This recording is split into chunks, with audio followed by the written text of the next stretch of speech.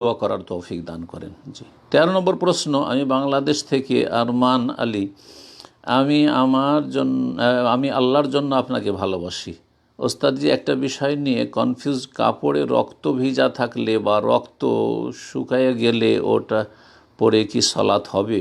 রক্ত দুই রকমের। একটা হচ্ছে গোশতের সাথে যে রক্তটা থাকে, গরু জবাই করেছেন, খাসি জবাই করেছেন, আর গোশতের ভিতরে ভিতরে লেগে আছে যে রক্তগুলি, গোশত ধোয়ার আগে যে রক্তটা থাকে, এই রক্ত সম্পর্কে সঠিক মত হচ্ছে যে এই রক্ত নাপাক নয়। জি হ্যাঁ, দামে গায়ের মাসবুফু, যেটা প্রবাহিত রক্ত নয়। আর যেটা দামে মাসফু, যখন জবাই করা হয় তখন যে রক্তটা প্রবাহিত হতে থাকে, প্রবাহিত রক্ত দামে মাসফু, এটা হচ্ছে নাপাক, এটা হচ্ছে নাপাক।